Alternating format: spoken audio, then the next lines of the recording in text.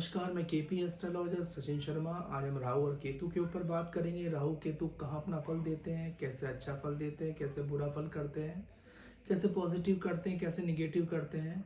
राहु केतु जिसके साथ बैठते हैं, जिस राशि पर बैठते हैं, उसके अकॉर्डिंग फल करते हैं। हमें ये देखना होता है वो किस भाव में है।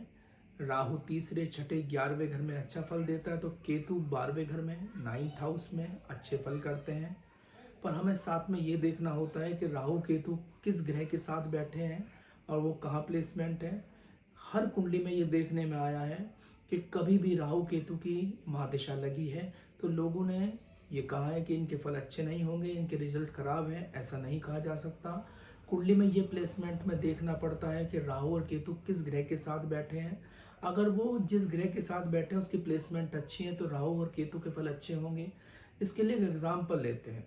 अब मान लिया सिंह लगन में राहु लगन में ही मौजूद है और सूर्य भी वहीं मौजूद है। हम ये बात कहते हैं कि राहु ग्रहण योग है, पर साथ में ये भी कहा जा सकता है कि आदमी को एक गहरी सोच बनाना, सोच समझकर काम करना और आदमी को क्लेवर माइंड बनाना, बहुत चतुराई से काम लेना, ये राहु के गुण हैं।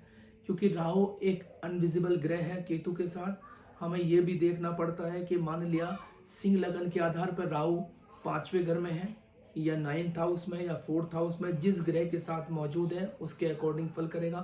केतु नीचे का हिस्सा है कटा हुआ, तो राहु ऊपर का हिस्सा है, वो सर है तो वो धड़ है केतु। तो हमें ये दोनों 180 डिग्री के एंगल पर रहते हैं। किसी भी कुंडली में ये पहले एनालिसिस करना पड़ता है कि ये दोनों ग्रह आमने सामने 180 डिग्री पर रहते हैं, पर ये किस ग्रह के साथ हैं, कहाँ इनकी प्लेसमेंट है, उसी के आधार पर कहा जा सकता है कि राहु केतु के फल कैसे होंगे।